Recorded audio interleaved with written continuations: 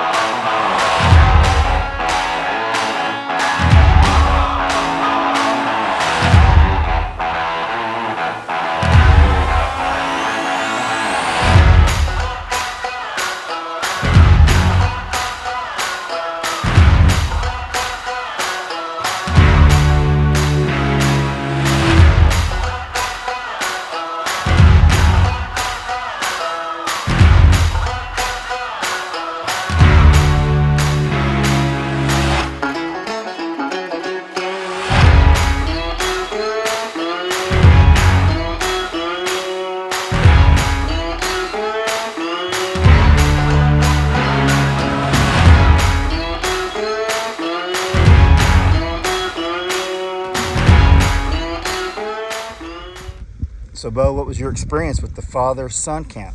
It was awesome. You know, the first time it was great to, you know, let him learn skills as he may be needing, you know, what fire starting, water filtering, gun safety, knot tying, just different stuff like that, survival techniques. But honestly, the best part about it was being with the other dads and sons, and it was all centered around God's word, testimonies, devotions, and stuff like that. And that's really the main thing. And, you know, raising men is to raise godly men.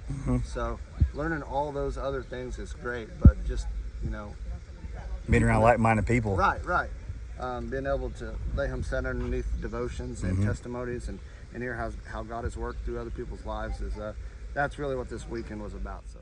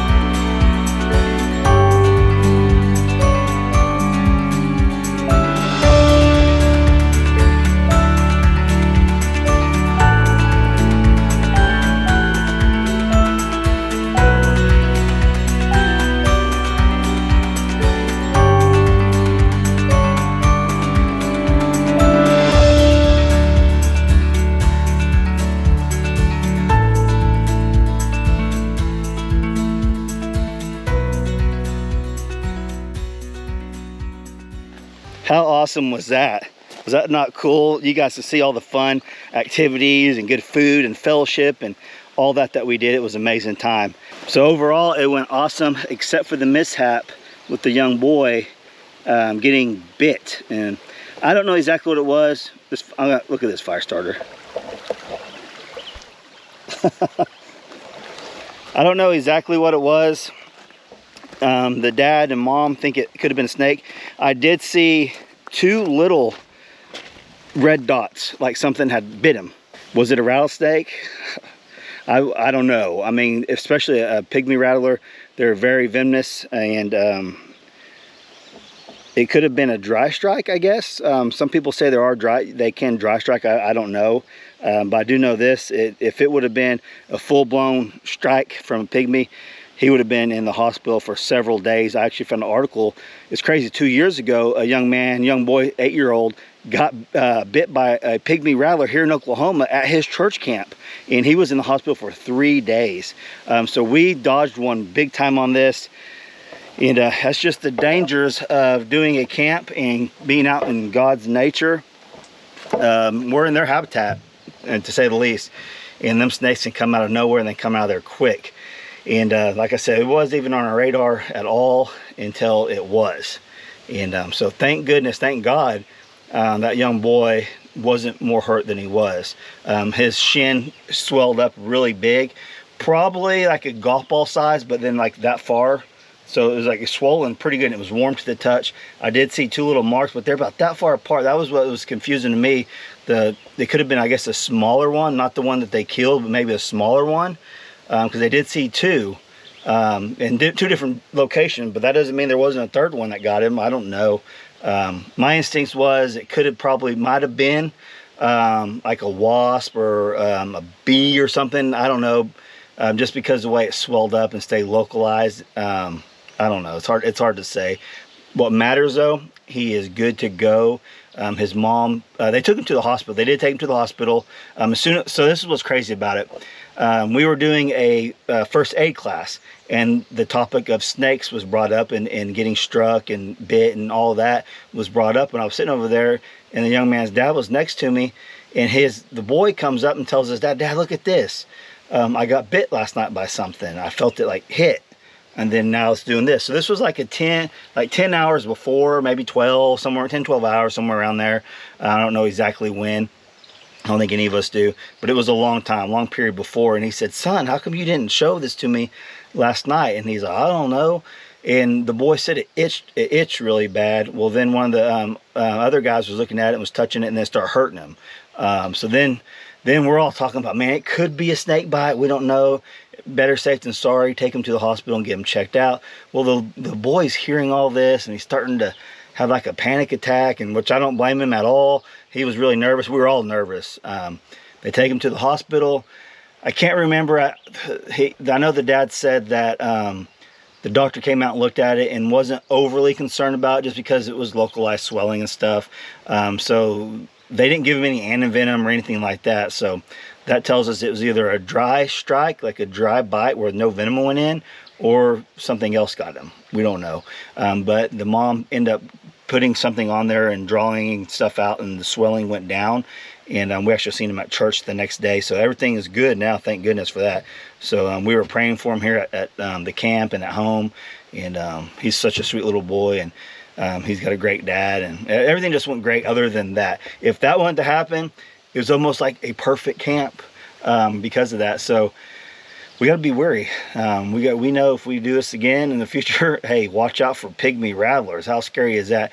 They're just as dangerous, you might say, as the copperheads and water moccasins, but their venom is more potent, I guess, and does more damage. But you have to be careful for all snakes and all predators when you're doing something like this. But yeah, that's what happened at our first survival on Saline Creek here in Oklahoma. And I couldn't be more pleased with it. It was just a great time for father and sons and fathers and dads, and all of us get together and just have fellowship, great fellowship. Heard devotions like Bo said in the video, and Mike.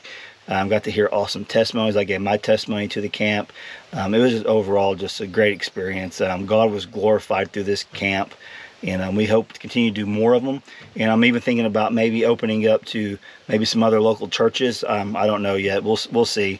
The whole snake thing up there kind of got us a little like worried and scared, you know. But overall, it was really well. Overall, it went really well. So, with all that being said, if you are a local church and you're interested in maybe talking to me about doing this for yours, email me at keepingitdutch@yahoo.com. But let's go over here. Let's get the SD card out of the camera, and then we're going to go home and we're going to check it. Leave me some comments down below. Did you like the highlight reel? If you did, tell me what you liked about it. We did all kinds of stuff. We did fire starting, water filtration, first aid, trapping the crawdads. The fire starting and the trapping of the crawdads, I think, were the kids' most favorite two things to do. The kids actually went up and started the campfire for us with our Blackbeard fire starting kit, and then they cooked crawdads over the fire. It's pretty awesome experience. That I know of, there's nothing like this around our area that people offer. Come enjoy fellowship with godly men and sons, and learn from one another, and learn some survival skills, and have a good time, and camp out, and have an awesome creek to swim in and do all that. I don't know of another place around here that offers that, and I think it's a need. I think it's a need that this generation needs, is some one-on-one time with their dads, with sons with their dads, out in nature, in God's creation. I think it's a need, and God blessed this one and protected that young man from a very serious injury. Could have been way worse. But let's go check the SD card and then get back to the house.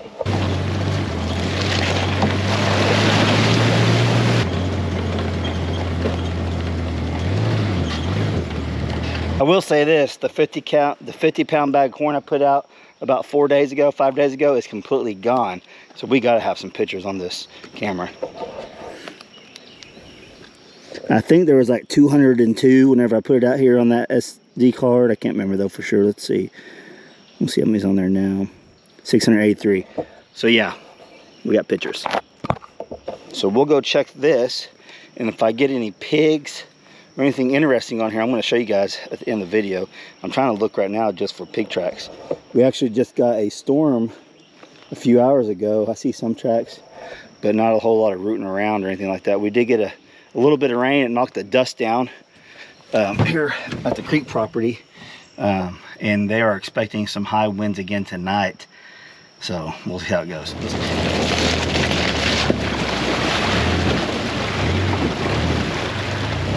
Actually, I'm going to drive down to this other spot because I'm missing one of my crawdad traps. Them boys caught, I bet, close to 100 crawdads in about an hour and a half after they put the traps out. I've figured out the perfect bait for the crawdads down here, and they caught big ones.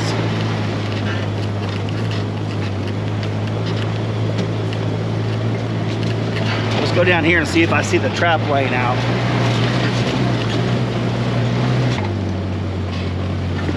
Yeah, I see one. I see the trap.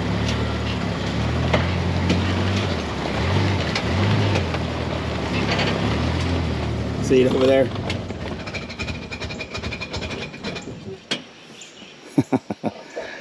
I think I'm missing one or two. There's one of them, so it's in a safe spot for now. And the other one, I can't really get over there in the Ranger. I didn't bring the right shoes to really cross the creek in.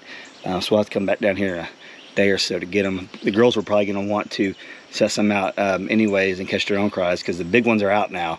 And they caught all these 100 or so in one secret spot that I showed them. It's pretty cool. So here's a little bit of the aftermath of the camp. There's a couple chairs left. That one's actually mine. We got our barrel and we got the porta johns here still. I will say this, I slept in the abandoned bus for the first time. And we had our generator out here so everyone could use fans if they wanted to, or use their air mattresses, air them up with it and all that. And got lucky because Bo had a flat and I had to go get my air compressor. He changed it, we changed it, but his spare was really low, so I had to get my air compressor, so we had a generator and all that. But the bus got super cold. My buddy that was staying in there with me, he said he didn't hardly sleep because it was so cold in there, and I was laughing. And then he got up in the middle of the night and turned it off. I was like, man, whenever you turn it off, I was like, I'm glad you turned that off because I was cold. And yeah, it was pretty funny.